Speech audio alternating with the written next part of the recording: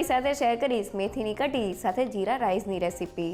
તો કઢી તો આપણે ઘરે બનાવતા જોઈએ છે, પણ તે ઘણીવાર પતલી કે જાડી બની જતી હોય છે। આજે હું તમારી સાથે દહીં, લોટ અને પાણીનું પરફેક્ટ માપ શેર કરીશ, જેનાથી કઢી દરેક વખતે એકદમ પરફેક્ટ તૈયાર થશે। સાથે એક સ્પેશિયલ મસાલો વાટશું, જેનાથી કઢી બહુ જ ટેસ્ટી બનશે। તો કુકરમાં ફટાફટ 5 મિનિટમાં તૈયાર થતા જીરા રાઈસ સાથે મેથીની કઢી એકવાર ચોક્કસથી ટ્રાય કરવા જેવી છે। તો ચાલો રેસીપી શરૂ કરીએ। એકદમ ટેસ્ટી મેથી કઢી માટે કઢીનું મિક્સર બનાવવા મેં અહીંયા 1 વાટકી જેટલું ખાટું દહીં લીધેલું છે। ખાટા દહીં સાથે કઢી બહુ જ ટેસ્ટી બને છે। સાથે મેં દહીંથી ચોથા ભાગનો એટલે કે 1/4 કપ જેટલો ચણાનો લોટ લીધેલો છે। તો ઘરમાં રહેલી ચમચીથી માપીએ તો આ રીતની મોટી ચમચીથી 4 મોટી ચમચી જેટલો ચણાનો લોટ એડ કરી દઈએ। તો હવે પહેલાં લોટને દહીંમાં સારી રીતે મિક્સ કરી લઈએ। તો પાણી એડ કર્યા પછી જો આપણે લોટને મિક્સ કરીએ તો લોટના ગાંઠા પડી જાય છે। તો તમે જોઈ શકો છો કે લોટ એકદમ સારી રીતે દહીંમાં મિક્સ થઈને સ્મૂથ મિક્સર તૈયાર થઈ ગયું છે। તો હવે જે વાટકીથી આપણે દહીં લીધેલું હતું તે વાટકીના માપથી 3 વાટકી જેટલું પાણી એડ કરી દઈએ અને બધી જ વસ્તુને મિક્સ કરી લઈએ। તો બધી વસ્તુ મિક્સ થઈને આપણું કઢીનું આ રીતનું પતલું મિક્સર તૈયાર થઈ ગયું છે। તો આપણું કઢીનું મિક્સર તૈયાર થઈ ગયું છે। અહીંયા મેં 1 કપ જેટલા ખાટા દહીંનો ઉપયોગ કરેલો છે। દહીંથી આપણે ચોથા ભાગનું એટલે કે 1/4 કપ અને 4 મોટી ચમચી જેટલો ચણાનો લોટ લેવાનો છે। સાથે દહીંથી 3 ગણું આપણે પાણી લેવાનું છે। 1 કપ દહીં સાથે મેં 3 કપ જેટલું પાણી લીધેલું છે। અને આ કઢીને જો તમે છાશ સાથે બનાવતા હોય તો તમે 4 વાટકી છાશ સાથે 4 મોટી ચમચી જેટલો ચણાનો લોટ લઈ શકો છો। એટલે કે 1 વાટકી છાશ સાથે 1 મોટી ચમચી જેટલો ચણાનો લોટ એકદમ પરફેક્ટ છે। અને હવે કઢી માટે સ્પેશિયલ મસાલો બનાવવા મેં અહીંયા 2 થી 3 નંગ જેટલા તીખા લીલા મરચાં લીધેલા છે। સાથે 1 ઇંચ જેટલા આદુના ટુકડા અને મેં અહીંયા 4 થી 5 લસણની કળી લીધેલી છે। મેથીની કઢીમાં લસણનો સ્વાદ એકદમ સરસ લાગે છે, પણ જો તમે ના ખાતા હોય તો તેને સ્કીપ પણ કરી શકો છો। સાથે 7 થી 8 લીમડાના પાન, અડધી ચમચી જેટલું જીરું, અડધી ચમચી જેટલા સૂકા લીલા ધાણા, અડધી ચમચી જેટલી લીલી વરિયાળી અને બધી જ વસ્તુ એકદમ સારી રીતે ક્રશ થઈ જાય તેના માટે 1 પિંચ જેટલું મીઠું એડ કરી દઈએ અને બધી જ વસ્તુને સારી રીતે ક્રશ કરી લઈએ। તો મસાલો બનાવવાની આ પ્રોસેસ તમે મિક્સર જારમાં પલ્સ ગ્રાઇન્ડિંગ ઉપર પણ કરી શકો છો। ખાંડેલા મસાલાનો સ્વાદ કઢીમાં એકદમ સરસ લાગે છે। તો બધી જ વસ્તુ ક્રશ થઈને આપણો સ્પેશિયલ મસાલો તૈયાર થઈ ગયો છે। અને હવે રેગ્યુલર કઢીથી આ કઢીને થોડી અલગ રીતે બનાવવા મેં અહીંયા 2 કપ જેટલા ફ્રેશ મેથીના પાન લીધેલા છે। તો અહીંયા આપણે 1 કપ જેટલા દહીં સાથે કઢી બનાવીએ છીએ, તેની સાથે 2 કપ જેટલું મેથીનું માપ એકદમ પરફેક્ટ છે। તો હવે કઢી માટે મેથીને ઝીણી સુધારી લઈએ। તો મેથીને મેં આ રીતની ઝીણી સુધારી લીધેલી છે। હવે તેને સાતળવા માટે પેનમાં 1 મોટી ચમચી જેટલું ઘી એડ કરી દઈએ। હવે સુધારેલા મેથીના પાન અને ફક્ત 1 પિંચ જેટલું મીઠું એડ કરીને મેથીને સારી રીતે સાતળી લઈએ।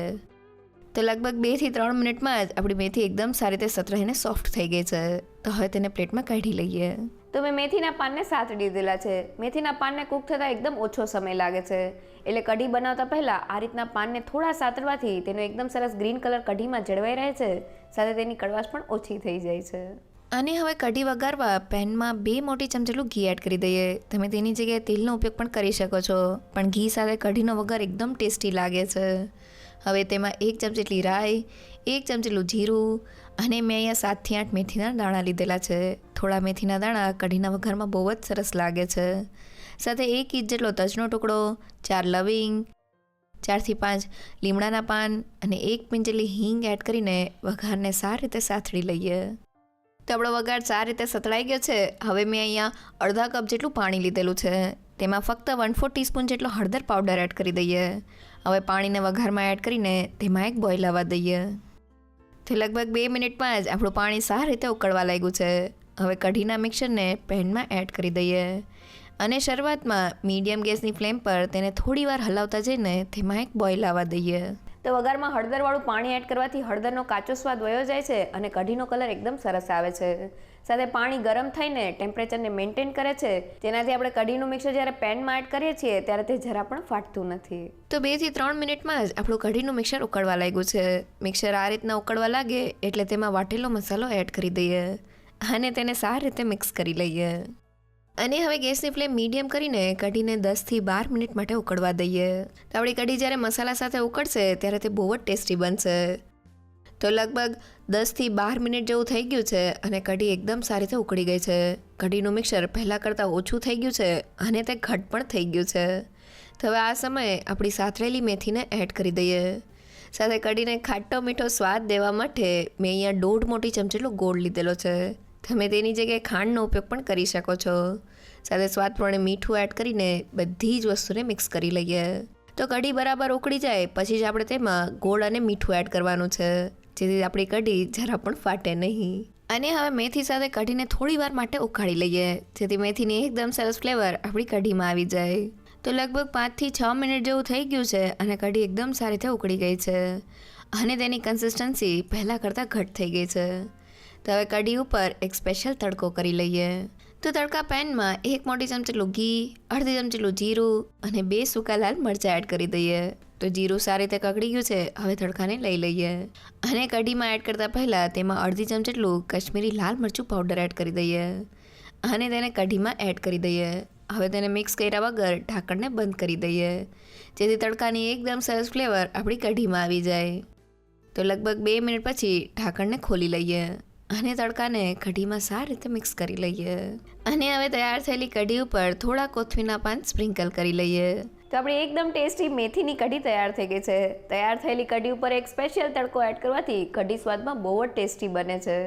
તો તૈયાર થયેલી કઢી સાથે જીરા રાઈસ બનાવી લઈએ. અને હવે કુકરમાં ફટાફટ જીરા રાઈસ બનાવવા મેં 1 ગ્લાસ જેટલા ચોખા લીધેલા છે. તો મેં બાસમતી ચોખાનો ઉપયોગ કરેલો છે. તમે ઘરમાં રહેલા કોઈ પણ ચોખા લઈ શકો છો. હવે તેને પાણીથી સારી રીતે ધોઈ લઈએ. તો અહીં આપણે ચોખાને ત્યાં સુધી ધોવાના છે જ્યાં સુધી આ રીતનું સફેદ પાણી ક્લિયર ન થઈ જાય. તો ચોખા સારી રીતે ધોવાઈ ગયા છે. હવે તેમાં રહેલું બધું જ પાણી કાઢી લઈએ અને હવે તેમાં થોડું પાણી એડ કરીને તેને ફક્ત 10 થી 15 મિનિટ માટે પલાળી દઈએ. અહીં આપણે ચોખાને વધુ વાર નથી પલાળવાના. તો હવે ફટાફટ રાઈસ બનાવવા માટે કુકરમાં 2 મોટી ચમચી જેટલું ઘી એડ કરી દઈએ. હવે મેં થોડા સૂકા મસાલા લીધેલા છે, જેમાં 1 તમાલપત્ર, 2 સૂકા લાલ મરચાં, 2 તજના ટુકડા અને 2 એલચી લીધેલી છે. સાથે 1 મોટી ચમચી જેટલું જીરું એડ કરીને મસાલાને ઘીમાં સારી રીતે સાતરી લઈએ. તો જીરા સાથે થોડા સૂકા મસાલા એડ કરવાથી ભાતનો ટેસ્ટ એકદમ સરસ આવે છે. અને હવે 10 થી 15 મિનિટ પછી મેં ચોખામાંથી પાણીને કાઢી લીધેલું છે. હવે તેને એડ કરીને ઘીમાં સારી રીતે સાતરી લઈએ. તો ચોખાને આ રીતના સાતળવાથી તેની ઉપર ઘીનું એક કોટિંગ થઈ જાય છે, જેનાથી જીરા રાઈસમાં તેનો દરેક દાણો એકદમ છૂટો છૂટો રહે છે. તો ચોખા ઘીમાં સારી રીતે સતરાઈ ગયા છે. હવે આપણે જે ગ્લાસથી ચોખા લીધેલા હતા તે ગ્લાસથી 1.5 ગ્લાસ એટલે કે 1 ગ્લાસની ઉપર અડધા ગ્લાસ જેટલું પાણી એડ કરી દઈએ અને તેને સારી રીતે મિક્સ કરી લઈએ. તો આપણે જીરા રાઈસ પ્રેશર કુકરમાં બનાવીએ છીએ, એટલે 1 ગ્લાસ ચોખા સાથે આપણે 1.5 ગ્લાસ જેટલું પાણી લેવાનું છે. જો તમે જીરા રાઈસને કઢાઈમાં બનાવતા હોય તો 1 ગ્લાસ ચોખા સાથે 2 ગ્લાસ જેટલું પાણી લેવાનું છે. થોડું પાણી સારી રીતે ઉકળવા લાગ્યું છે. હવે તરત જ કુકરનું ઢાંકણ બંધ કરી દઈએ અને મીડિયમ ટુ હાઈ ગેસની ફ્લેમ પર ફક્ત 2 વિસલ કરી લઈએ. તો અહીં આપણે જીરા રાઈસને લો ગેસની ફ્લેમ પર નથી કરવાના. હાઈ ગેસની ફ્લેમ પર ફક્ત 2 વિસલમાં આપણા જીરા રાઈસ તૈયાર થઈ જશે. તો 2 વિસલ થઈને આપણું કુકર ઠરી ગયું છે. હવે તેને ખોલી લઈએ અને સાઇડ્સમાંથી રાઈસને ચેક કરીને જોઈએ તો બધું જ પાણી રાઈસમાં એબ્ઝોર્બ થઈ ગયું છે. તો જીરા રાઈસને બજાર જેવો દેખાવ દેવા માટે તેમાં થોડા કોથમીરના પાન સ્પ્રિંકલ કરી લઈએ અને તેને સારી રીતે મિક્સ કરી લઈએ. તો કુકરમાં ફક્ત 5 થી 7 મિનિટમાં આપણા એકદમ રેસ્ટોરન્ટ સ્ટાઇલ જીરા રાઈસ તૈયાર થઈ ગયા છે. જીરા રાઈસને કૂક કરતી વખતે આપણે ગેસની ફ્લેમ મીડિયમ ટુ હાઈ જ રાખવાની છે અને ફક્ત 2 વિસલમાં આપણા રાઈસ તૈયાર થઈ જાય છે. તો એ તૈયાર થયેલા રાઈસ સાથે કઢીને સર્વ કરી લઈએ.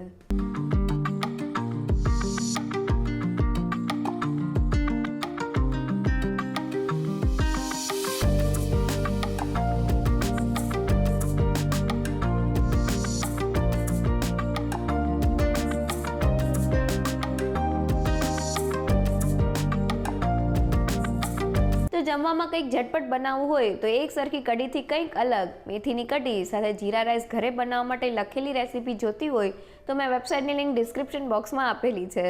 જો તમને મારી આજની રેસીપી ગમી હોય તો મને કમેન્ટ સેક્શનમાં જરૂરથી કહેજો. સાથે મારા વિડીયોને લાઇક અને ફ્રેન્ડ્સ અને ફેમિલીમાં શેર કરજો અને મારી ચેનલને સબસ્ક્રાઈબ કરવાનું ના ભૂલશો. તો ફરી મળીએ એક નવી રેસીપી સાથે.